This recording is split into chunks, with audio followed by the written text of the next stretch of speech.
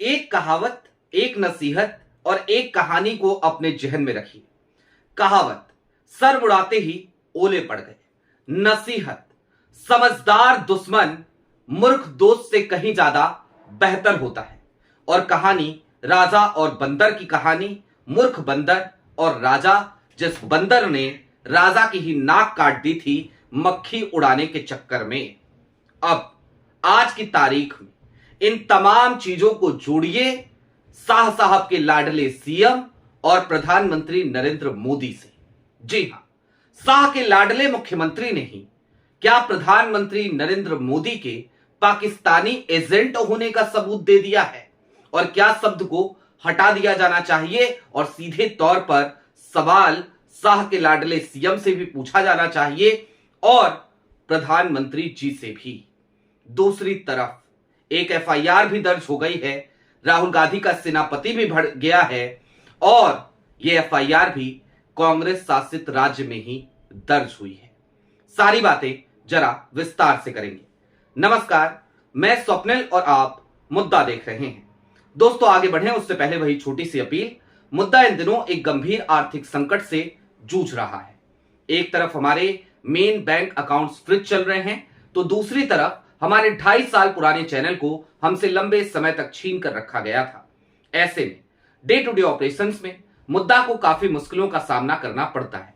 लिहाजा आपसे गुजारिश है, यदि आप चाहें तो स्क्रीन पर दिख रहे क्यूआर कोड या फिर के नीचे दिख रहे यूपीआई नंबर के जरिए मुद्दा की छोटी छोटी मदद जरूर कीजिएगा, ताकि हमारी बेबाकी यूं ही बरकरार रहे। अब आगे बढ़ते हैं और सिलसिलेवार तरीके से जरा उन कड़ियों को जोड़ते हैं कि कैसे शाह के लाडले मुख्यमंत्री ने ही मोदी जी के पाकिस्तानी एजेंट होने का सबूत सबके सामने रख दिया। A=A। अब क्या कहा और कौन है वो लाडला सीएम, आप सब संभवतः समझ गए होंगे।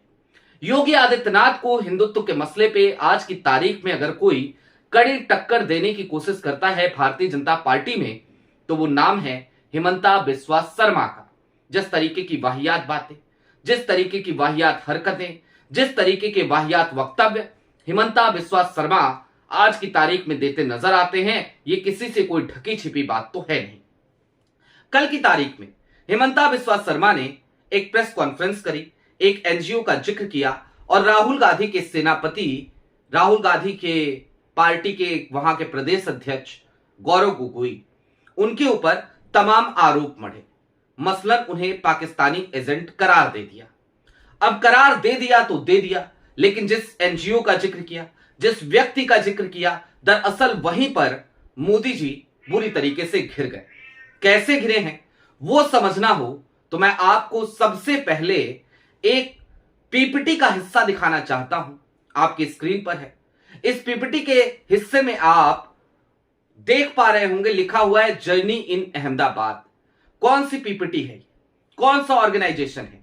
ये ऑर्गेनाइजेशन है CDKN और इसी ऑर्गेनाइजेशन के एशिया हेड है अली तौकीर शेख। अली तौकीर शेख पाकिस्तानी नागरिक है। अली तौकीर शेख इस एनजीओ से जुड़ा हुआ है। इसके साथ ही साथ अली तौकीर शेख लीड पाकिस्तान के नाम से पाकिस्तान में भी एक ऑर्गेनाइजेशन चलाता है। अली तौकीर शेख पाकिस्तानी सरकार का खासम खास माना जाता है, शरीफ परिवार का करीबी भी है। लेकिन उसके और गौरव गोगोई के बीच में महज इतना ही रिश्ता है कि गौरव गोगोई की पत्नी एलिजाबेथ गोगोई वो दरअसल CDKN की इंडिया हेड कर रही थी और अली तौकीर शेख उस ऑर्गेनाइजेशन का, उस एनजीओ का एशिया हेड है।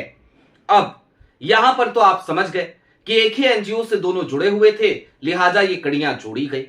एलिजाबेथ पाकिस्तान भी गई थी, पाकिस्तान में उन्होंने काम भी किया था क्लाइमेट चेंज को लेकर, लिहाजा गौरव गोगोई भी वहां गए थे। इन्हीं तमाम चीजों को लेकर के हिमंता बिस्वा शर्मा ने एक मनगढ़ंत कहानी बुनी और बुन करके सबके सामने रख दिया।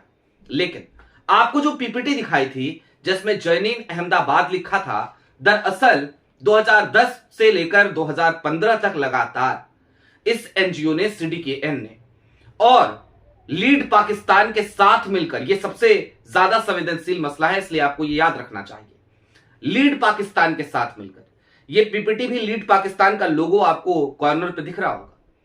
दरअसल उसके साथ मिलकर सीडीकेएन ने गुजरात में काम किया और वाइब्रेंट गुजरात जैसे बड़े मंच पर, जिसके आधार पर गुजरात मॉडल की एक कहानी गढ़ी गई, एक अवधारणा बताई गई, उस वाइब्रेंट गुजरात के मंच से इस चीज को प्रमोट भी किया गया और गुजरात के हीट वेव को लेकर इसी एनजीओ ने काम किया था।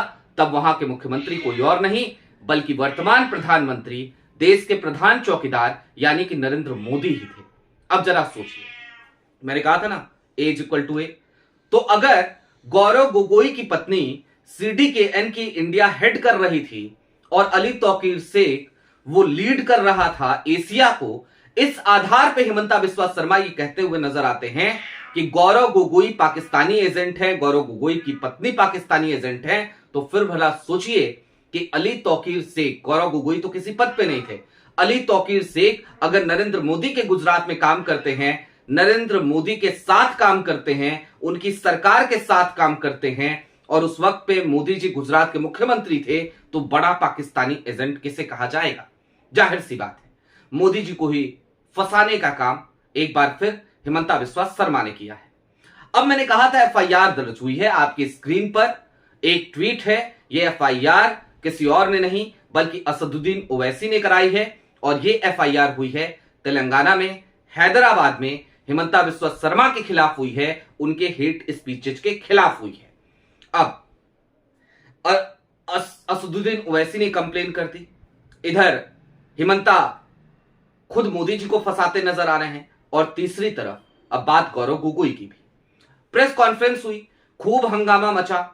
उसके बाद आज की तारीख में गौरव गोगोई ने भी प्रेस कॉन्फ्रेंस करी और उसके साथ ही साथ उन्होंने आईएनएस से कुछ बातचीत करी है।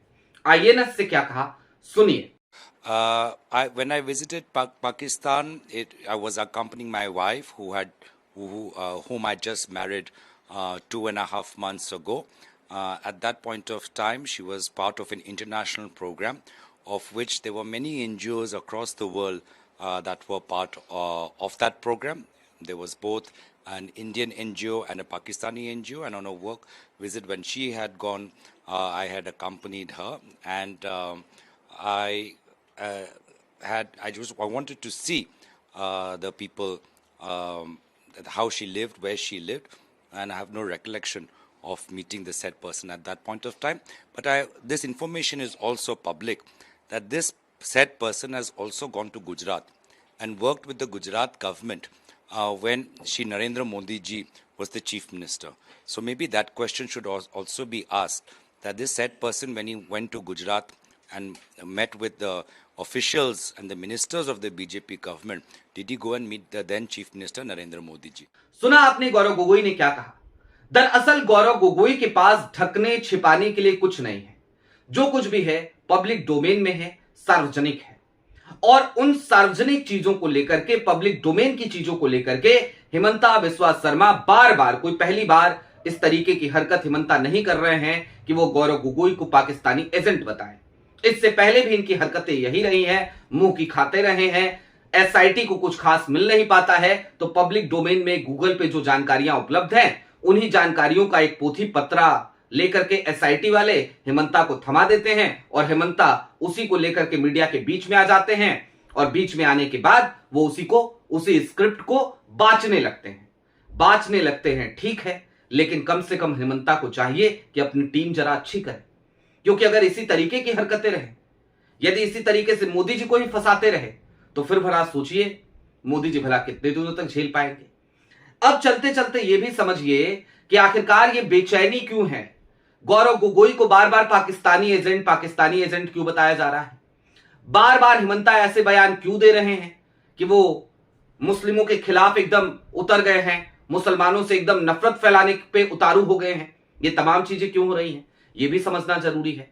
दरअसल असम में इसी साल चुनाव है, अब से कुछ महीनों में, और इस चुनाव के जो आंतरिक सर्वे आ रहे हैं वो सीधे तौर पर इस बात का इशारा कर रहे हैं कि गौरव गोगोई को असम का प्रदेश अध्यक्ष बनाकर राहुल गांधी ने मास्टर स्ट्रोक किया है।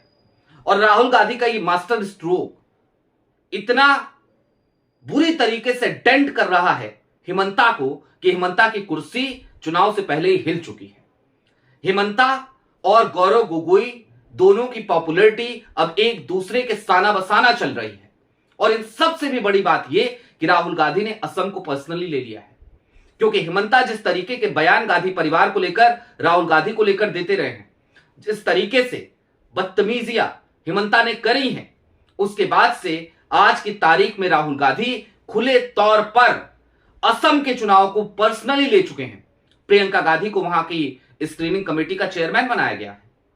और आलम तो यह है कि आज की तारीख में राहुल गांधी जी जान लगाकर असम के चुनाव में किसी भी तरीके से भारतीय जनता पार्टी को नेपथ्य में भेजना चाहते हैं, वहां पे कांग्रेस की सरकार बनवाना चाहते हैं। और सिर्फ बनवाना नहीं चाहते, बल्कि तमाम सर्वे राहुल की ये जो मनोस्थिति है, राहुल का जो विचार है, राहुल की जो तैयारी है, उसमें वो सफल होंगे, इस बात पर भी मुहर लगाते हुए तमाम सर्वे नजर आ रहे हैं। लिहाजा ये बेचैनी है। आपकी क्या राय है कमेंट बॉक्स में जरूर बताइएगा। अभी के लिए दीजिए इजाजत। चलते चलते फिर वही अपील, चैनल पे नए हो तो सब्सक्राइब करते हुए जाइएगा, सक्षम हो तो छोटी छोटी मदद मुद्दा की जरूर कीजिएगा। बहुत शुक्रिया।